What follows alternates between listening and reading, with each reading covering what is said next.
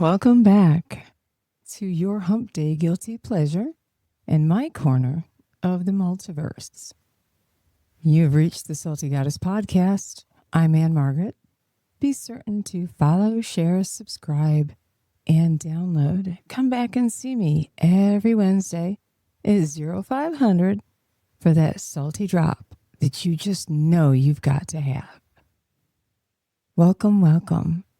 So these past couple weeks, we've had a number of episodes that are in what we call an arc, right? So like a recognition/assessment, and then an audit, and then an execution of behaviors.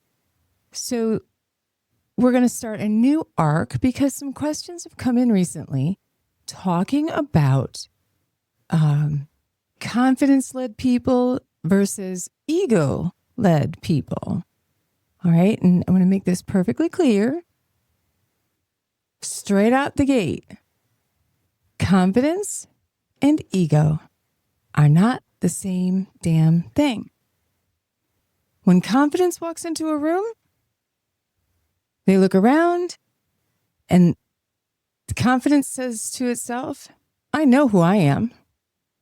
I know what I bring to this room. I know what I bring to the table. I know who I am and what I am. I know what I'm capable of. I know my value. When ego walks into the room, it looks around the room and says, they better know who I am. And then we have this other little salty aside called arrogance. Arrogance is ego dressed up in a designer coat. They got at the Goodwill. Now, arrogance really doesn't have a place. Only in movies and in character development of movie or TV show or book dramas, okay? Because in real life, arrogance is just a jackhole, okay? Arrogance is the person that tries to act like they have value beyond what they actually have.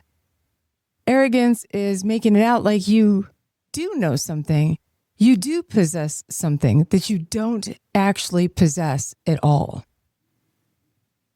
So arrogance is a straight up over exaggeration of your abilities. All right. Now, before all y'all get your rhinestone thongs in a twist, ego is not always evil. Sometimes confidence and ego kind of ride the rail together, and it's necessary, and I will explain why. Sometimes ego is that emotional bodyguard. It shows up when your confidence started to wane, when you were a little exhausted. Maybe you were too wounded or humiliated or, too underdeveloped to stand at the door, whatever the situation might be. So we all, at points in time, have our confidence wane in certain situations. Every time you undertake a brand new activity that you've never undertaken before, the minute you begin to embark on the journey of learning, that's uncomfortable. It is your ego that says to you, do it anyway. Do it because you need to. Do it because, you've been successful before. Why should this time be any different? It is the one that gives you a little bit of that courage and a little bit of a push when you have some self-doubt. Every single person has self-doubt. And you might be surprised to know who has the most. The ego-driven person, the arrogant person, they have the most self-doubt, believe it or not, the most. So don't get that rhinestone thong in a twist, my friends. Let's keep talking about this.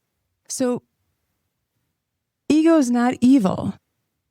However, ego can be a problem. And it's a problem When ego becomes your primary operating system, you stop leading with your authentic life and you start defending your image. Okay? Because that's what ego is. Ego is defense of your image. And your image very well might not be authentically you.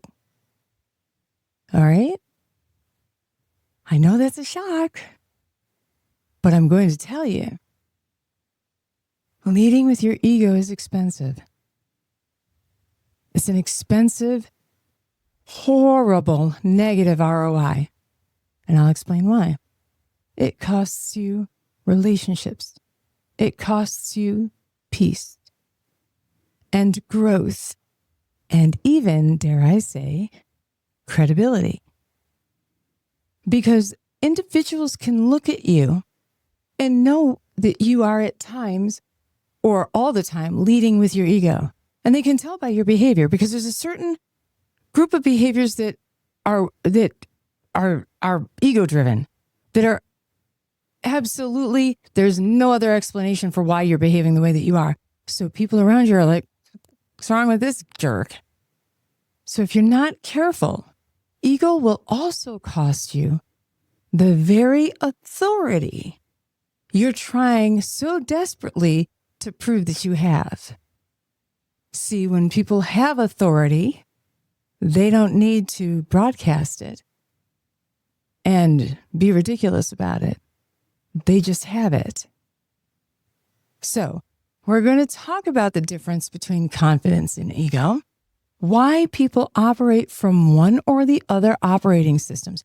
Now, some of you might know what I'm talking about and some of you might not. We had different operating systems. We still do, right? MS-DOS, Windows. Some of my nerdy, geeky friends will know what I'm talking about. So you prefer one over the other. Windows obviously is far more user-friendly. Sounds like confidence. All right, so we're going to talk about how and why people operate from one operating system or the other. How trauma can actually shape both. And how to start recognizing which one is actually running your mouth, your choices, your relationships, and your life. So welcome back to the Salty Goddess podcast, where we create confidence in your competence and drag the performative nonsense into the light where it belongs so it can get its ass beaten. All right, so let me define some terms before I start throwing shade, because people misuse words all the time. All the time. They exchange words, use them interchangeably. It's not where and it's incorrect. And yes, I'm a bit of a stickler for this shit because it's important. It is extremely important. People misuse words like confidence, arrogance, ego, insecurity, and self-esteem all the time. But before you can assess yourselves, all right, you have to know what those definitions really and truly are. So before we can assess whether you're coming from ego or confidence, let's define those terms, because people love to weaponize words that they don't actually even understand. So confidence is grounded in self-trust. It is the belief that you can handle yourself, that you absolutely can learn the things that you do not know, that you can survive someone correcting you, you can tolerate discomfort, and you can still remain intact. Confidence does not require constant applause, does not require domination. It does not need to announce itself every 7 minutes like a malfunctioning smoke detector. Confidence says, that inner voice says, I know what I bring to the table, and I'm still willing to learn, because with all that I do bring to the table, I don't necessarily know it all. And that's okay. That's totally okay, because guess what? No one knows. No one knows it all. Now, ego Ego is more complicated. Ego is the part of you concerned with your identity, your image. It cares about protecting you and self-importance. Ego is not, let me say this loudly and with my chest, ego is not inherently bad. You need some ego. You need a sense of self. You need enough internal structure to say, this is who I am. This is what I value. This is what I will and what I will not tolerate.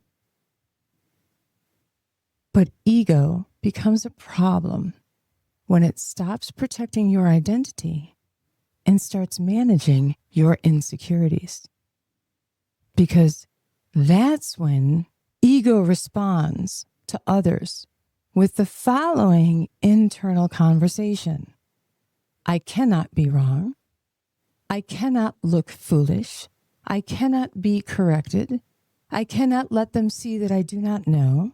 I cannot be ordinary. I cannot be rejected. I cannot lose control. Sound familiar? I bet it does. And that is where ego stops being structure and starts to become armor.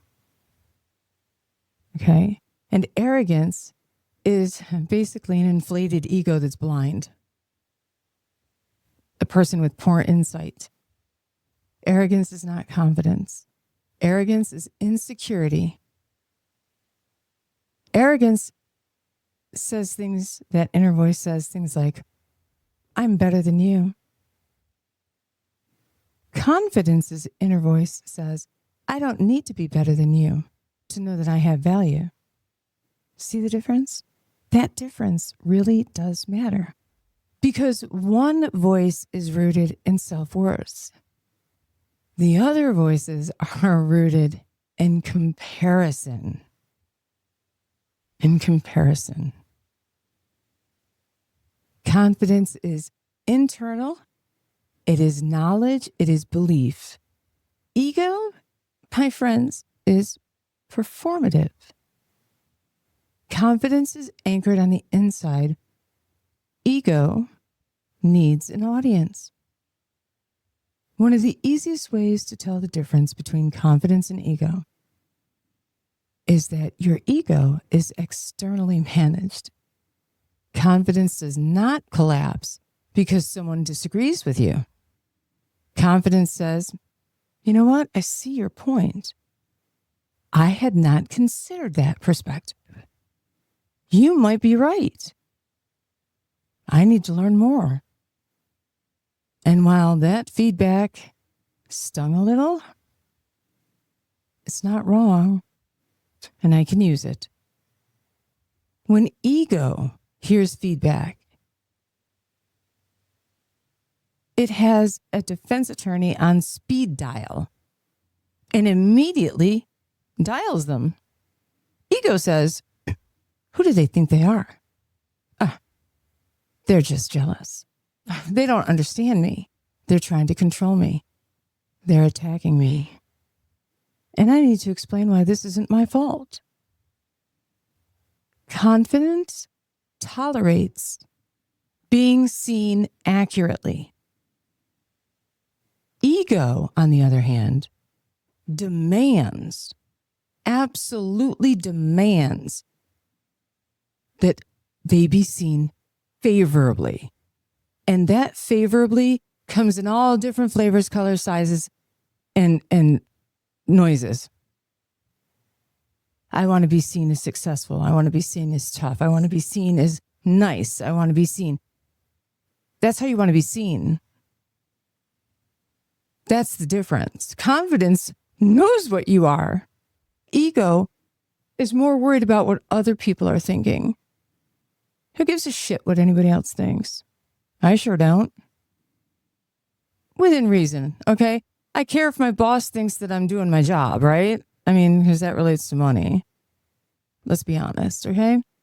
But I don't care if my boss thinks I'm batshit crazy. The only opinion of his that matters is where it's work related, not about who I am personally. Ego demands to be seen favorably, and that's the damn difference. Confidence demands the truth. Ego demands protection. That's the difference. Confidence is not bothered the least bit by truths, or really even by someone else's lies. But ego can't handle it. Confidence can sit in discomfort because being uncomfortable does not reduce your value, does not change who you are, does not change what you are when you're confident. Ego needs to escape discomfort, and to escape discomfort, it will blame others, deflect, minimize, over-explain, attack, withdraw, or perform. Confidence says, this might be uncomfortable, but that's okay. Doesn't change who I am. It doesn't make me anything less than I am. And now I see that I might have a deficit. I should probably fix that and grow and do better, be better, know better. Heard that before, didn't we? But ego on the other hand, says this is uncomfortable. This is somebody else's problem. Somebody else has to be the problem. It ain't me. And there it is. That little behavioral fork in the road. Now, why does that happen? Why does it happen? Ego often emerges from fear, shame, trauma, insecurity, lack of safety, or even repeated invalidation of valid emotion, valid feelings, or even valid situations. Okay, when somebody invalidates you as a person by claiming, oh, you're too sensitive, or, oh, yeah, that's not what I meant, or they say, I'm sorry that you feel that way. That's not a fucking apology, people. You take accountability and you move on and you apologize for it. All right? People that are ego driven, or when their ego emerges, it's not always necessarily a conscious decision. Sometimes it is, but often it's not. So let's talk about why people become ego-led. Because I'm not here to just drag people out for sport. I mean, sometimes I do and I like it, but today we're trying to be constructive because you need the tools with which to handle these situations and to build your self-confidence and to build your self-esteem and to not always come from a place of ego. It's hard for anyone to get close to you and to love you if you're always coming from a place of ego instead of from a place of authenticity. Because you're not being authentic if you're ego-driven. You're authentic when your confidence is leading the way. Okay, so let's be constructive, right? So people often come from ego because somewhere along the line, when they were vulnerable, they didn't feel safe to be vulnerable. Maybe they were ignored. Okay. Maybe they were in a household where they had narcissistic parents, or, they were humiliated, or they were constantly corrected, but never encouraged to improve, right? That whole, someone always just pointing out your wrongs or pointing out your errors, your mistakes. Maybe that they learned that being wrong meant shamed, or, felt like they were being shamed. Maybe they learned that needing help made them look weak. That's a very common situation. And they also learned that if they didn't control the room would control them. So their ego stepped in. And their ego said, I'm never going to let them see me sweat. I'm never going to let them know that I'm scared. I'm never going to admit that I don't know. I'm never going to ask for help. I'm not going to apologize first because that makes me look weak. I'm not going to be made a fool. And I cannot be small. And at some point, ego may have helped them survive some really tough situations. And that's important to understand because their future behavior becomes conditioned.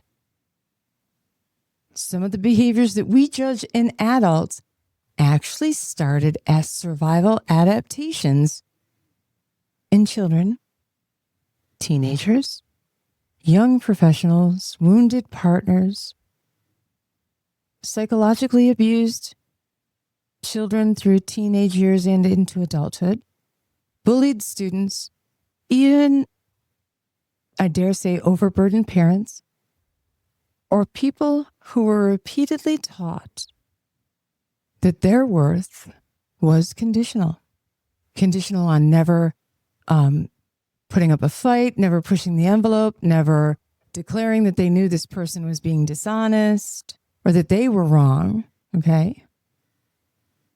But the truth is, a survival adaptation as a young person can turn into a relational liability as an adult for your intimate partners, your colleagues, when it comes to employment, and your friends.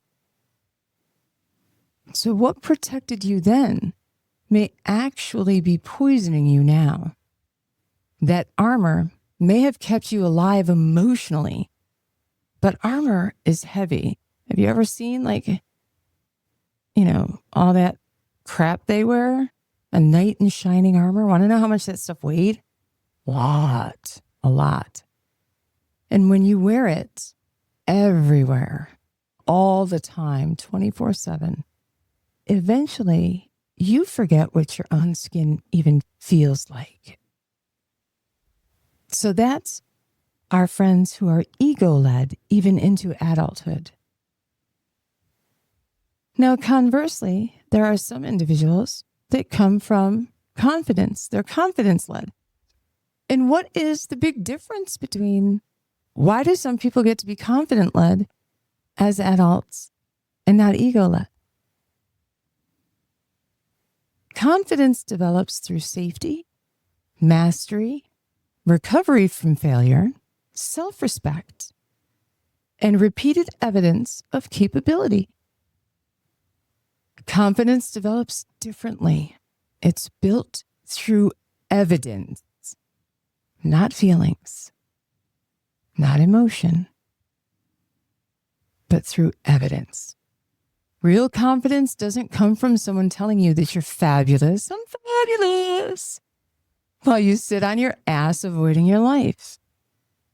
There can be fabulous things about you, but that's not how this works. It comes from doing hard things, making mistakes, surviving them, and learning from them. It comes from keeping promises to yourself, from learning skills, from practicing competence, from being corrected and realizing that didn't kill me and I was wrong and it's okay. Realizing correction will not kill you. It comes from failing, recovering, and trying again. Think about that. And I hate to talk about characters in movies because we all know that movies are just a story.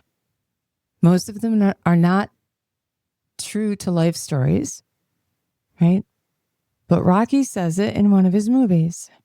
It's not about how many times you get hit. It's about how many times you get hit and you get back up. Now, I know I'm paraphrasing, so I know that's not exactly what the quote is, but I'm pulling this off the top of my head right now. Okay? So sue me if I quoted it somewhat incorrectly, but that's the truth. The truth is that no matter how many times you fail, if you get back up again and start again, failing, recovering, and trying again, it comes from building enough self-respect that you don't need every room to crown you the queen or the king before you know your own name. Confidence says, I've done difficult things. I continue to learn. I can learn. I can recover. I can repair. I can apologize and still have dignity. I can be imperfect and still be valuable. And I can be challenged by others and still be safe. That's confidence. It's not delusion. It's not pretending you're good at anything. It's not walking around like the world should roll out a velvet carpet just because you managed to exist with cheekbones and opinions. Confidence is not, I am amazing at everything. Confidence is that I trust myself to meet the moment, or if I fail to rise to that occasion, I'm confident that I can learn how to do it right the next time. And that confidence is so strong. So strong. There are times that I have been challenged in life.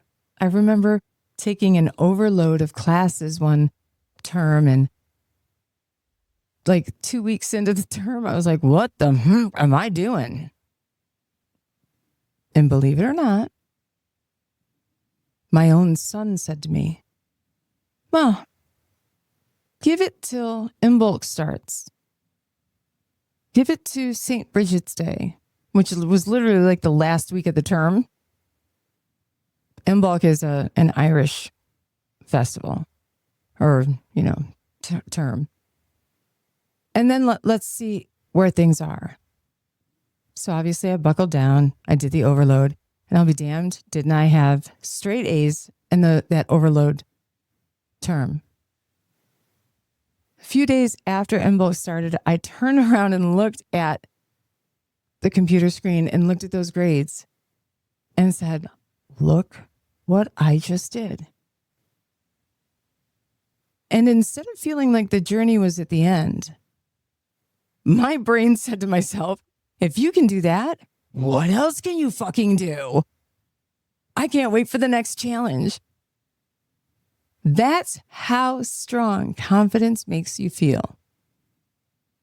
All right? And that is what I hope for everybody, to have enough self-confidence to feel exactly that way or close to it. All right? But I do understand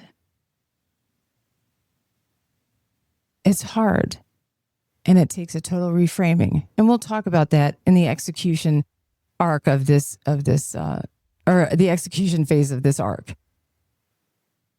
Trauma can push people into either defensive ego or hard-earned confidence, depending on processing, support, insight, and behavior. All right? Some people experience traumatic events and come out with a defensive ego. They become controlling, reactive, critical, dismissive, argumentative, status-obsessed, image-driven, terrified of being exposed for who and what they really are. But they're not bad people. They're often scared people with polished armor and inadequate emotional maintenance. Other individuals experience trauma and through healing, reflection, support, time, develop a different kind of confidence. Not cute little inspirational poster confidence. I'm talking about forged confidence. The kind that speaks to you and says, I know what I have survived. That overload term. Oh my God. I know what I have built. I know what I'm capable of. I don't need to prove my strength by making other people feel small. I've already walked through my crucible, my fire. I don't need to set every room ablaze just to prove to others that I know how. And I will tell you, that level of confidence is extremely powerful. And power. The part that people don't like to admit is that even confident people can become ego-led in certain circumstances if they're tired, embarrassed, triggered. Yes, confident people still get triggered. They feel dismissed and disrespected. They're operating after an old wound has been opened. Or if they're in a room that reminds them of a place where they once felt powerless. That is a traumatizing experience. In those moments, confidence can wane. And when confidence gets tired, ego may come through, maybe with an assist, and says, baby, don't worry. You got this. You've been here before, and look how you shine. Don't worry. And then, however, you're not responding from wisdom. You're responding from a wound. And that's why recognition matters, because sometimes ego does not enter the room screaming. Sometimes ego enters wearing your best perfume, carrying your resume, using your vocabulary, and pretending to be discernment. Sneaky little bastard. Okay? So how do you know whether you're operating from ego or confidence? Right? Ask yourself this question. Am I trying to protect my image? Or am I, and is this behavior acting from my values? That's the recognition question. When you speak, decide, react, argue, withdraw, correct someone, defend yourself, or take control, am I protecting my image? Or am I acting from my values? Because ego is normally image protection. Ego worries about how you look. And confidence worries more about whether or not you're aligned with your true self, your authentic self. Ego asks itself, how do I make sure I do not look weak to any of these people? Confidence asks, what's the right thing to do here? That's what confidence asks. Ego asks, how do I win? But confidence asks, what is true? Ego will ask, how do I avoid blame? Confident people ask themselves, what is mine to own? What part of this is my responsibility? What part of this is true for me? Ego says, how do I stay in control? Whereas confidence says, what can I and what can I not influence based on who I am authentically? That's your assessment. It's not perfect. It's not always easy, but it is clear. It is clear. So ask yourself these questions. When I am corrected, do I get curious or defensive? And I mean corrected. I don't mean when someone is poking at you and just taking an opposite view, but when what's coming out of their mouth is actually accurate and you're being corrected. Do you get curious or do you get defensive? When someone else is successful, do I feel inspired? Wow, look what they did. That's awesome. Or do you feel diminished? as if you're inadequate in comparison to them. Ask yourself this: when I do not know something, can I admit it openly? Or do I hide the fact that I don't know? Because you don't want to look weak. When I make a mistake, do I take accountability and repair? Do I repair it, or do I explain it away? Well, that wasn't my intent. I didn't mean for that to happen. Or Okay.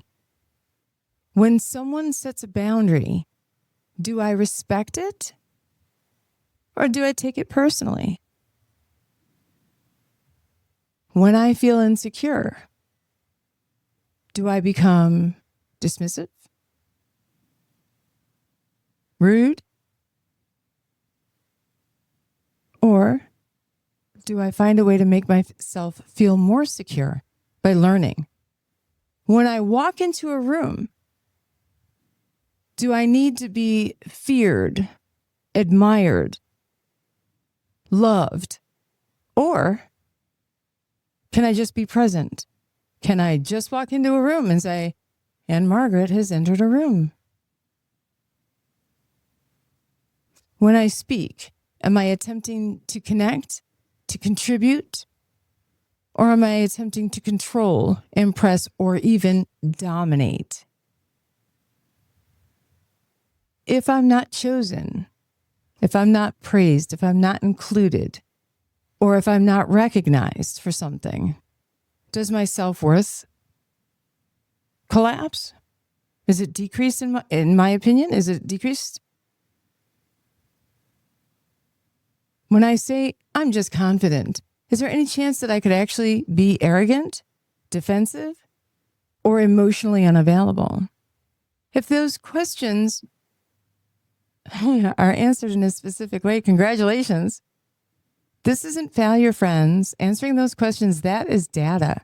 And around here, we don't fear data. We use it because competence crushes chaos. Okay? And that's it. That's it. When you are in a situation like being corrected, your ego says, "Why? Who do they think they are?" The confidence-led people, is there truth here that I can use? When someone else succeeds, do I feel inadequate, threatened, or diminished? That's ego-led. Confidence-led people are inspired or genuinely happy for the individual. Okay? Making a mistake, ego-led people deflect, minimize, and blame. Confidence-led people own, repair, and learn. All right? Ego-led people, when they don't know something, they pretend, they attack. Confidence-led people, they ask, they learn, they acknowledge. When there's conflict, ego-led people have to win. Confidence-led people seek clarity, truth, and resolution. Okay? Boundaries are seen by ego-led people as a rejection. Confident-led people respect them as information. When ego-led people receive any type of feedback, they immediately hear an attack. Confident-led people hear an opportunity to improve themselves.